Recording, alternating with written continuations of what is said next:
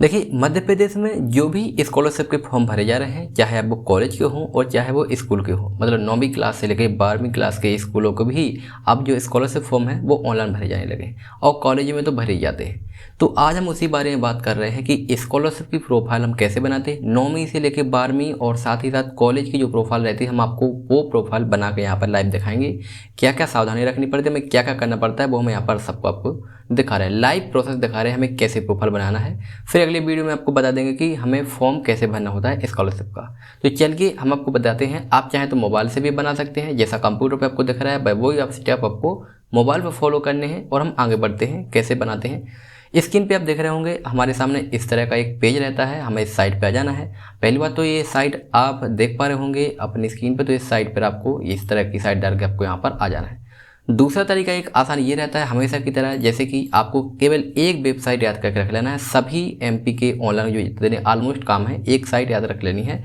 Site का नाम है 2mp.in। इस साइट को याद रख लेना है और उसको आपको सर्च कर देना है, चाहे मोबाइल में हो या लैपटॉप कंप्यूटर में या मोबाइल जो भी हो। तो यहाँ पर अगर आप जाएंगे तो देखिए यहाँ पर सभी वेबसाइट के कलेक्शन मिल जाएंगे। मुख्यमंत्री सीखो कमाओ, समग्र आईडी, आधार डाउनलोड, 10वीं 12वीं का सप्लीमेंट्री का रिजल्ट आएगा वो, एसएससी के admit card, MP online login, CSC login, A to Z सब जो हमें मोस्टली यहाँ पर यूज़ करना है वही मिलेगी। यहाँ पर अगर हम बीचों बीच देखेंगे तो ये लिखा है एमपी टास एससी, ठीक है, एमपी टास एससी ये लिखा है।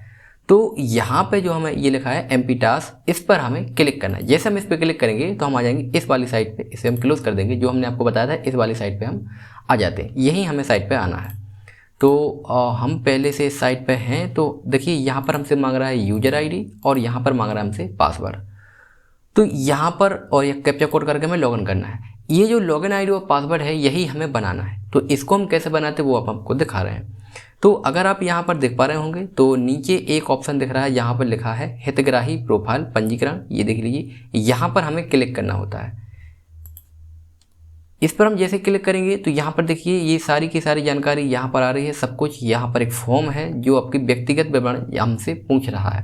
व्यक्तिगत विवरण हमसे पूछ रहा है तो यहाँ पर देखिए आपको आधार के हिसाब से अंग्रेजी में नाम डालना है। फॉर एग्जाम्पल के लिए ये किसी का नाम नहीं है, हम एग्जाम्पल के लिए बता देते हैं। एग्जाम्पल के लिए हम डालते हैं राहुल, ठीक है, एक एग्जाम्पल है। तो इसी नाम को हमें हिंदी में लिखना है यहाँ पे। तो अब हिंदी में कैसे लिखोगे ये आपके सामने एक समस्या आएगी। तो हमने बताया था ना आपको केवल सिंगल एक साइट याद करके रख लेनी है, जो हमने आपको बताया था 2mp.in। और इसी पर आप अगर आप आएंगे तो यहाँ पर देख लीजिए, यहाँ पर लिखा है इंग्लिश हिंदी ABC आभाषा, मतलब इस पर आपको क्लिक करना है। तो यहाँ पर एक ऐसी वेबसाइट है जहाँ पर आप इंग्लिश में लिखोगे, जो भी आप इंग्लिश में लिखना चाहो वो लिखोगे और वो उसको ऑटोमेटिक हिंदी में लिख के दे देगा। फॉर एग्जाम्पल के लिए हम आपको सामने ही दिखाते हैं। जैसे कि हमें लिखना था राहुल सिंह, तो हमने यहाँ पर लिखा राहुल और स्पेस दबाया और सिंह लिखा। सॉरी ये गलत लिख दिया हमने, ये लिख दिया हमने SINGH, ये सिंह, ये राहुल सिंह लिखा गया, ठीक है।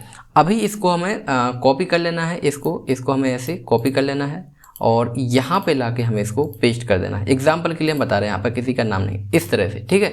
तो ये आपने हिंदी कर ली। यहाँ पर आपको डेट ऑफ बर्थ डालनी है, डेट ऑफ बर्थ इस फॉर्मेट में यहाँ से डाल, आप टाइप करके नहीं डाल सकते, आपको यहाँ पर सेलेक्ट करना है। फॉर एग्जाम्पल किसी का डेट ऑफ बर्थ है 1/1/1900 या फिर बोल सकते हैं 1/1/2000, ठीक है, 1 जनवरी 2000 एग्जाम्पल के लिए। तो इस तरह से डेट ऑफ बर्थ डाल देते हैं।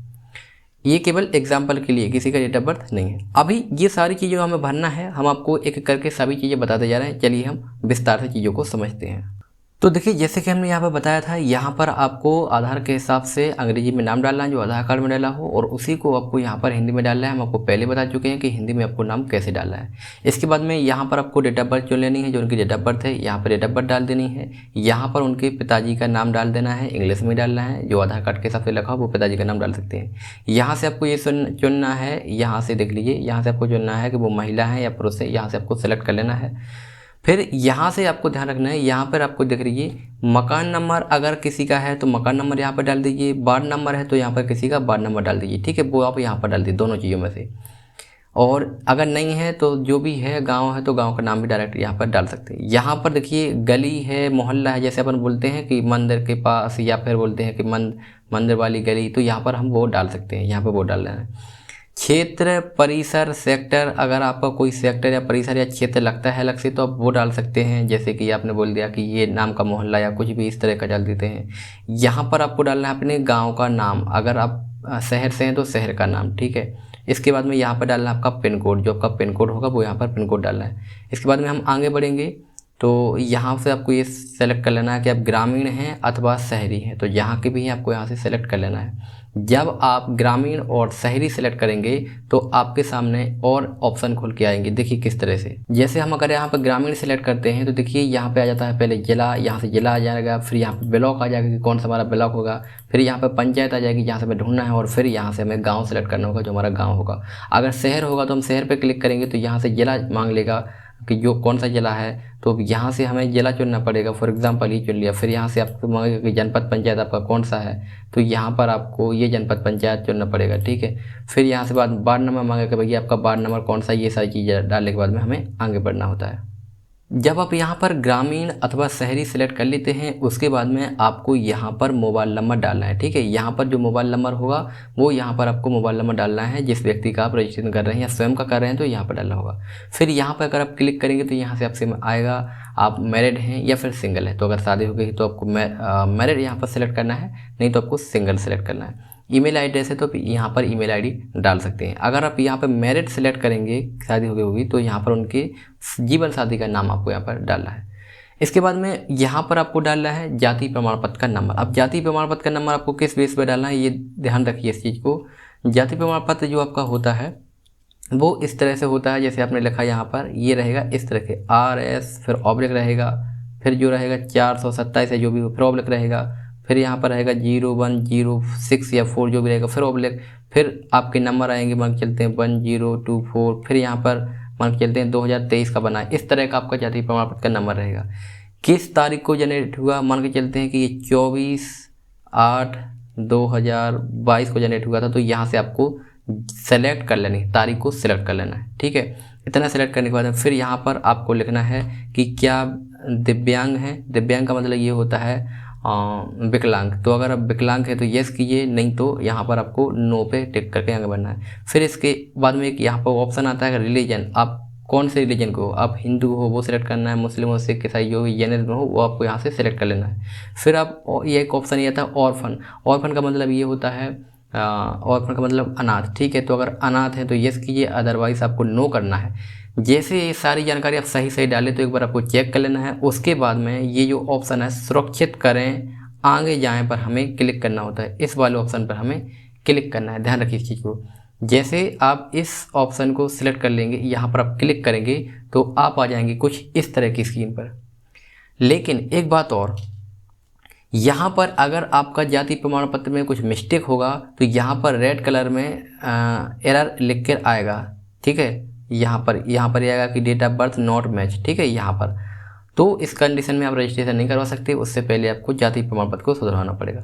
सबका जानकारी ठीक होगी तो यहाँ पर आप आएंगे तो यहाँ पर जारी दिनांक जो आपका जाति प्रमाण पत्र है, यहाँ पर आपके प्रमाण पत्र का नंबर दिखाई देगा, यहाँ पर पिताजी का नाम दिखाई देगा, यहाँ पर माताजी का नाम, यहाँ पर उपजाति, यहाँ पर आपका ये दिखाइएगा वर्ग, जाति का वर्ग। और ये सारी चीज़ें होने के बाद में आपको यहाँ पर जो ऑप्शन है इस ऑप्शन को आपको टिक करना है और सुरक्षित करें आगे बढ़े पर हमें फिर से क्लिक करना होता है। जैसे आप यहाँ पर क्लिक करेंगे तो आपके सामने इस तरह की स्क्रीन आ जाएगी, जहाँ पर आपको हितग्राही का समग्र आईडी डालना है। हितग्राही के समग्र आईडी मतलब होता है 9 अंकों का समग्र आईडी। फॉर एग्जांपल 11, 22, 33, 44, 5 9 अंकों की जो समग्र आईडी होगी वो डालनी है मेंबर आईडी, और यहाँ पर आपको डालनी है 8 अंकों की परिवार वाली आईडी, ठीक है। तो ये सारी चीज़ें डालने के बाद में आपको यहाँ पर समग्र विवरण प्राप्त करें पर आपको क्लिक करना है। जब ये यहाँ पर आप क्लिक करेंगे तो आप आगे बढ़ जाएंगे। अब अगर यहाँ पर आपकी समग्र आईडी में कुछ मिस्टेक होगा, डेट ऑफ बर्थ चेंज होगा, तो यहाँ से एक ऑप्शन आएगा, यहाँ पर एक एरर आएगा कि डेट ऑफ बर्थ, यहाँ से आएगा ऑप्शन एक date of birth not match, ठीक है। इस तरह का लिख के आएगा नॉट मैच। तो आपको इस कंडीशन में पहले आपको आपका समग्र आईडी अपडेट कराना पड़ेगा, उसके बाद आप ये काम कर सकते हैं, नहीं तो आगे नहीं बढ़ पाएंगे। जैसे आपका सब कुछ सही होगा तो यहाँ पर देख लेंगे, यहाँ पर आपकी समग्र आईडी लिखी रहेगी, यहाँ पर परिवार की आईडी लिखी रहेगी, यहाँ पर नाम, अंतिम नाम, यहाँ पर पिताजी का नाम, जन्म तिथि आपकी लिखी रहेगी, मेल फीमेल, विकलांगता फॉल्स है, विकलांगता का प्रकार, परिवार के मुखिया का नाम, यहाँ पर मतलब आपके समग्र आईडी की ये सारी इन्फॉर्मेशन आपको आ जाएगी, यहाँ पर आपको देख लेना है। जैसे ही आप ये देख लेंगे और थोड़े से आप नीचे आएंगे तो यहाँ पर देखेंगे आपके जो स्कूल का विवरण रहेगा, कुछ स्कूल का विवरण रहेगा, कौन सी स्कूल में पढ़ते हैं, पूर्व की कक्षा क्या रहेगी आपकी, ये सारी चीज़ें यहाँ पर रहेंगी। फिर सब कुछ देखने के बाद में आपको ये जो चेक बॉक्स है इसको आपको टिक करना है और ये सुरक्षित करे और आगे बढ़े पर आपको क्लिक करना है। यहाँ पर जैसे आप आगे बढ़े पर क्लिक करेंगे अब आपके सामने आएगा एक आय का घोषणा, ठीक है। आय की घोषणा करने के लिए बाबत तो यहाँ पर ध्यान से देखिए, जब आप नाम डाल चुके होंगे तो आपका नाम तो यहाँ पर पहले से लिखा गया होगा, ठीक है। यहाँ पर आपके पिताजी का नाम लिखा होगा, यहाँ पर आपकी उम्र लिखी आई होगी। पहली बात तो ये कि आय प्रमाण पत्र बच्चों के बनते ले, लेकिन फिर भी वो घोषणा हमसे करवाते हैं, ठीक है। तो अपने हिसाब से करना है। यहाँ पर हमसे ये वर्तमान पता लिख के देगा, जो हमने पहले वर्तमान पता डाला था वो यहाँ पर आ जाएगा। अब देखिए, अब बच्चे हों, अगर आपके नाम से, ठीक है, अगर आपके नाम से ज़मीन है तो फिर जैसे यहाँ पर लिखे मेरे नाम से ग्राम में, अगर आपके सामने 2 एकड़ ज़मीन है, ठीक है, तो आपको यहाँ पर 2 एकड़ आपको यहाँ पर इस तरह का लिख देना है। अगर नहीं है तो आप यहाँ पर 0 लिख दीजिए, ठीक है। और अगर ज़मीन है तो इससे आपको आय होती होगी, और अगर आपके नाम पे ज़मीन नहीं है तो यहाँ से आपको 0 हेक्टेयर ज़मीन होगी आपकी, और इससे मुझे 0 रुपये प्राप्त होती, और शब्दों में भी आपको यहाँ पर 0 लिख देना है, ठीक है। आपको इनकम प्राप्त नहीं होती। आपका व्यवसाय क्या है, देखिए आप स्टूडेंट हैं तो आपको यहाँ पर व्यवसाय में लिख देना है स्टूडेंट के, भैया हम स्टूडेंट हैं, ठीक है। इससे मुझे 0 रुपये प्राप्त होते हैं और 0 रुपये यहाँ पर शब्दों में प्राप्त होते हैं। अब अगर आपके नाम से कोई ग्रह संपत्ति है, आपके नाम पर कोई ग्रह का मतलब जो आपके नाम कुछ संपत्ति है, अगर वो है और उससे कोई इनकम आती होगी तो यहाँ पर डालना है। अगर नहीं है तो यहाँ पर भी 0 रहने देना, यहाँ पर भी 0 रहने देना है, ठीक है। अब इम्पोर्टेंट फैक्टर ये आता है, मेरे परिवार के निम्नानुसार सदस्य हैं, ठीक है। तो यहाँ पर ऐड पर क्लिक करना है यहाँ पर, और आपके पिताजी का नाम यहाँ पर ऑप्शन आ जाएगा, तो वहाँ पर आपके पिताजी का नाम डाल देना है, ठीक है, क्योंकि आपको पिताजी उनकी इनकम तो हो गई। दूसरी बात, मेरे परिवार के सदस्यों की कुल वार्षिक आय रुपये, देखिए यहाँ से हम आगे बताते हैं, यहाँ पर नहीं, यहाँ पे तो देखिए जैसे हमने यहाँ पे ऐड पे क्लिक किया था, ऐड पे क्लिक किया था तो यहाँ पर फादर का नाम जोड़ने का ऑप्शन आ गया था, ठीक है, हमने जोड़ दिया। अभी जो 6 पॉइंट है इम्पोर्टेंट है कि मेरे परिवार के सदस्यों की जो कुल वार्षिक आय है, यहाँ पे क्लिक करेंगे, अगर हम यहाँ पे क्लिक करेंगे तो यहाँ पर हमसे इतने सारे ऑप्शन दे देगा। अब देखिए आय प्रमाण पत्र के हिसाब से जो आपकी इनकम है उसके हिसाब से आपको क्या करना है, यहाँ पर एक ऑप्शन है, सबसे पहला जो ऑप्शन है यहाँ पर लिखा है अप टू, देख लीजिए अप टू 1 लाख रुपए। तो अगर आपकी 1 लाख से कम इनकम है तो आपको पहला ऑप्शन ये सेलेक्ट करना है, ठीक है, पहला। अगर आपकी 1 लाख से 1.5 लाख के बीच इनकम है तो आपको ये सिलेक्ट करना है। अगर 1.5 लाख से 2 लाख के बीच की इनकम है तो ये सिलेक्ट करना है, और 2 से 2.5 लाख की इनकम है तो ये सिलेक्ट करना है, और 2.5 से 3 की है तो ये सिलेक्ट करना है, और 3 से 3.5 की, मतलब इस तरह की जो भी इनकम होगी आपकी, अगर आपके पापा गवर्नमेंट जॉब में होंगे तो आपकी ज़्यादा इनकम होगी, उस हिसाब से आपको यहाँ पर टिक करना है, और टिक करने के बाद में आपको इसको भरना है। और उसके बाद में जब आप ये कर लेंगे तो यहाँ पर देखिए डेट तो आई रहेगी, जिस दिन आप बनाएंगे वो वर्ष भी आएगा। यहाँ से आपको ये स्थान देना है कि आप किस स्थान पे से ये काम कर रहे हैं। जैसे फॉर एग्जांपल आप जिस स्थान पे से कर रहे हैं वहाँ स्थान का नाम आपको लिख देना है, चाहे आप गाँव से कर रहे हो अथवा शहर से, तो उसका नाम लिख देना है। जैसे आप ये कर देंगे तो यहाँ पर जो जमा करने का एक ऑप्शन है इस पर हमें क्लिक करना है और जमा कर देना है। जैसे आप जमा कर देंगे तो यहाँ से जो आपने भरा है, ठीक है, जो आपने भरा है तो यहाँ पर सारी जानकारी यहाँ पर आपको लिख के दे देगा, ठीक है।